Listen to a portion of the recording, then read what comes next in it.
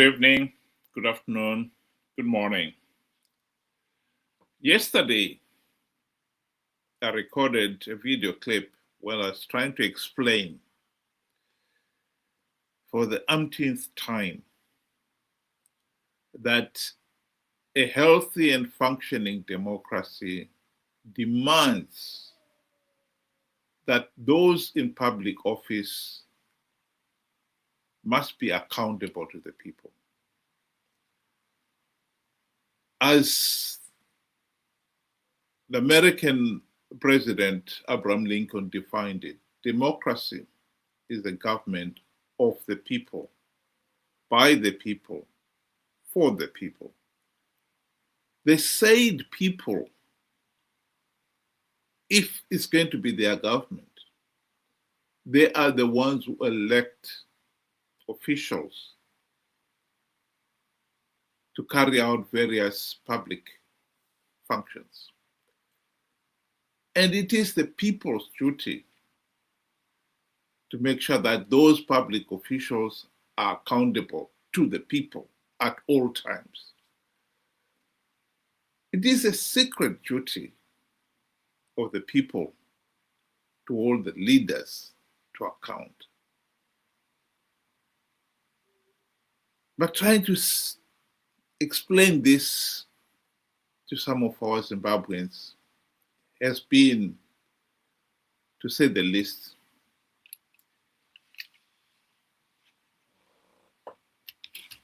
mission impossible. Some people cannot understand that a leader like Chamisa is accountable to the people. I've tried to explain that Chamisa is not just an opposition leader. The people of Zimbabwe elected him and his fellow MDC CCC leaders for one specific purpose, primary purpose, to implement the democratic changes so that we could end this ZANU-PF dictatorship.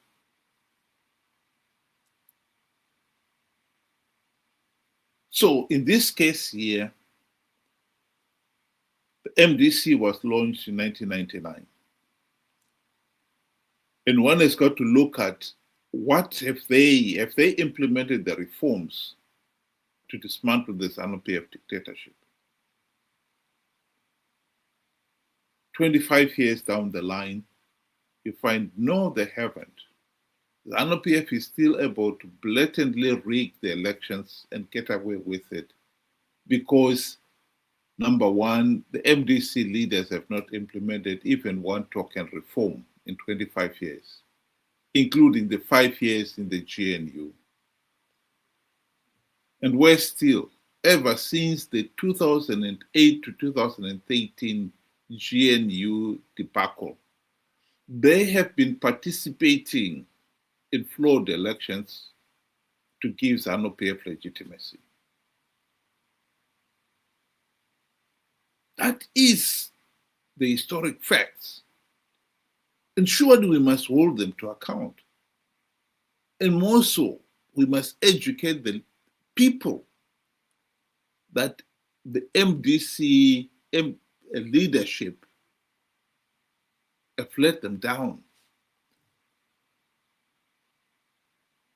Yesterday, I was trying to address the issue that was raised by one of the listeners out there. And his argument was simple. That yes, Chamisa and company have lied. But what about it? It doesn't matter. ZANU-PF leaders have lied too. And I tried to explain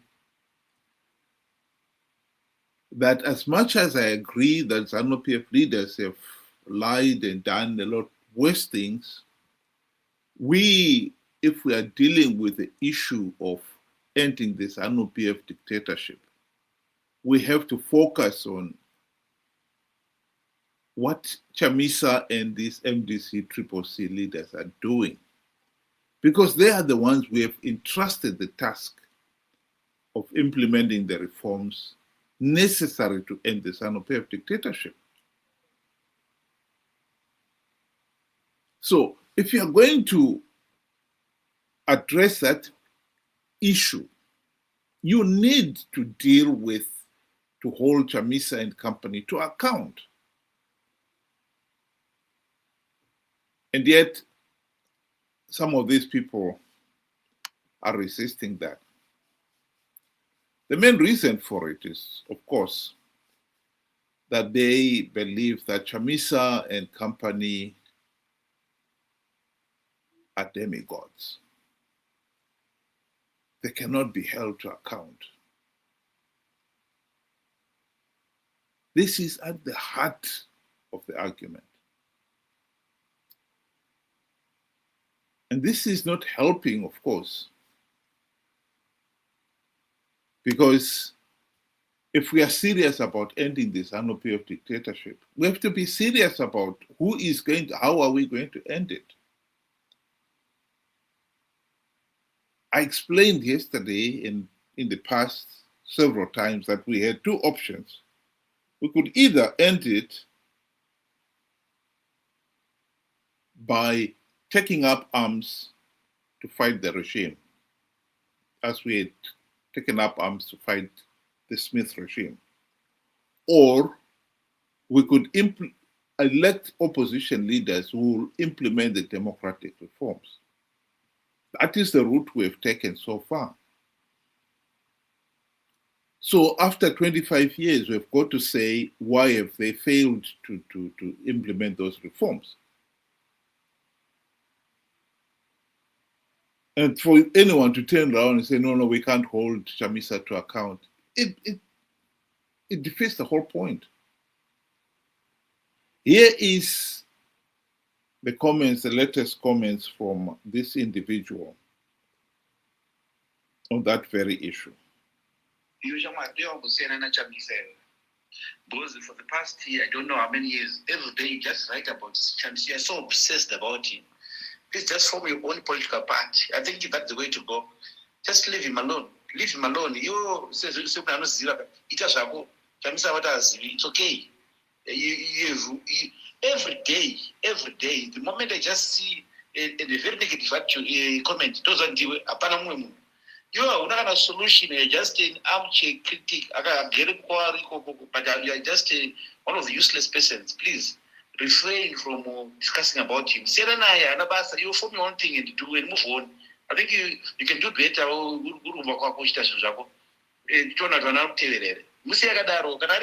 Let him like that.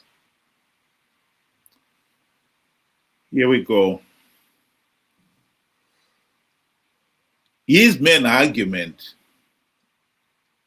is that he doesn't want to hear Chamisa criticized or asked to hold that he must be accountable. That is the argument. He is untouchable. He is a demigod. And he is fighting to protect him. Why he should be so obsessed about me calling for accountability, and yet is not obsessed about the fact that the country is stuck. We have had elections for the last 46 years, rigged elections. In the last 25 years, ZANU-PF has been able to rig elections with the help of CCC. It doesn't care about that. Leave Chamisa alone. Well, I think we need to be very clear here. Number one, all those in public office are accountable to the people. That is how democracy works. We are not going to start having individuals who, if they form their own parties, they somehow must be shielded from accountability. They can do whatever they like. They can con people to participate in flawed elections to give ZANU-PF legitimacy, and we should not even ask what they're doing. No, they will be asked, and they will be asked to account for it. And it is important that the ordinary people understand that they are being exploited. These leaders are taking advantage of the fact that the people themselves do not understand what's going on.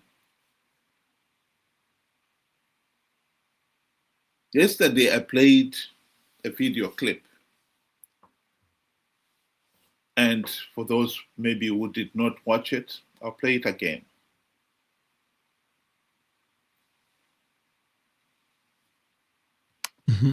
Bhazi rikafira musango, munhu asina kwaari kuenda mubhazi mumo anofara kuti ndo patopumba pake nditori nevamwe vangu pana. Munhu anorwadziwa nekurara musango, munhu ane kumba. Taibadana kumba kwangu. Mana kumba kugombezi rangu reriya. Mana so. But munhu asina imba hatete kurara musango. So opposition inomake sure kuti vanhu vaya vawane minda. But may he so rest in peace vatsvangirai. Prazi ravo vanga vainaro. Chamisa anaro. Anaro Chamisa. Ane family. Kana azoramba. Ndoenda newe. Riri kupi? Ane farm. Ribi. I know madresse munhu anetsa kuti focha, but anaro. Chakudza off camera. Okay. Ane mine. Ane mine? Ane makaseo. Yeah? Yes. Biti. Ane prazi. Hauna kumboona here picture yabiti achitenga mombe kuna Temba Mliswa. Dzekuisa kuprazi. One of the biggest beef producers in the Matabeleland region, the Washman Ngwe. Okay. Yes, ane prazi. Anautenga beneficiary land reform. But what they did is to discourage their people from acquiring my farms. Because why is out munakaona something chapiwa nehurumende achapikisa. Are you for real, Mr. Ganshai? No mfunza Washman Ngwe kuti haasiri kuita beef here, producer beef here paprasi. Tonyaendanetsana upo chingono gorere. Handiti stand ya upo chingono standard ine painogumira. But vakatotaura nehurumende nemasabhuku ikaextendwa because aita god.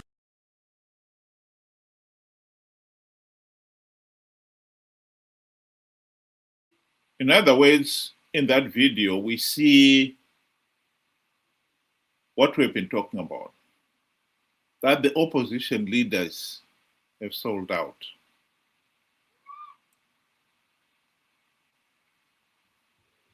They were given the trappings of high office. The E-Class Mercedes-Benz limos,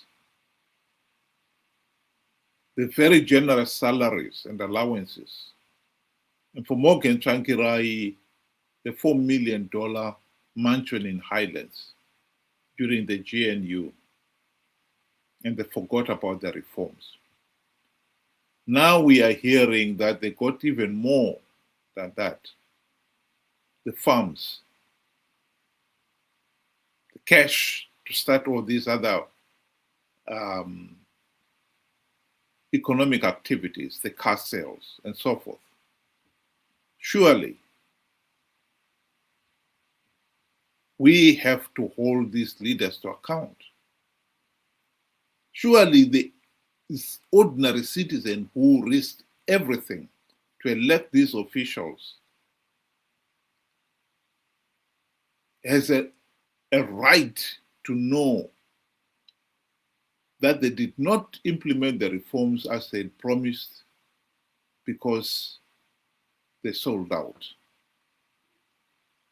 To say you should leave Chamisa alone is a foolish argument, particularly in a country that is in serious political and economic mess, because for 25 years, we failed to implement even one token reform to end this ZANU-PF dictatorship. And some people are so naive and gullible that they don't realize that the men and women that they've been voting for have sold out.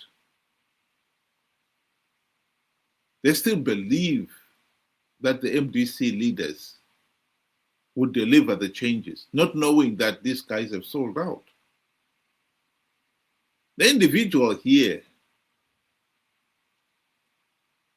is defending Chamisa out of this personality cult mentality that has made many of our people believe that leaders like Chamisa are demigods who can do no wrong.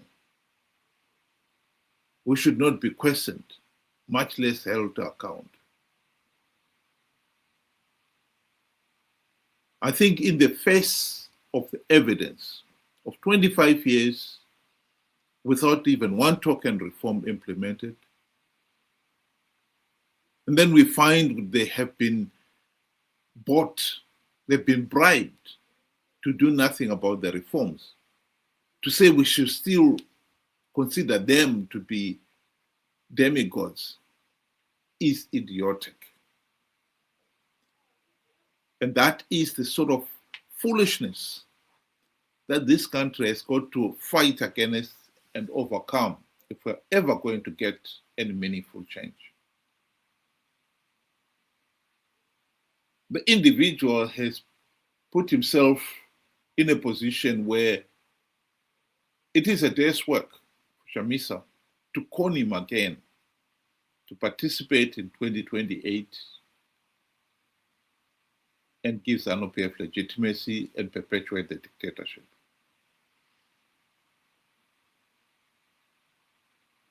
Zimbabwe cannot afford another rigged election in 2028. That is the political reality. And we can only stop it by making sure that some of these individuals who are so foolish that they think Chamisa is a demigod, the truth is hammered into their empty heads. Chamisa is not a demigod. He is a mere mortal. And not just any mortal. He is a mortal with a well-documented track record of being corrupt, incompetent, a liar, and a conman.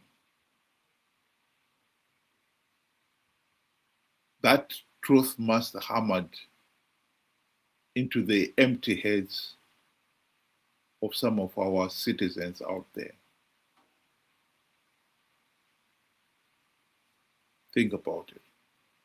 Thank you very much. Have a good evening.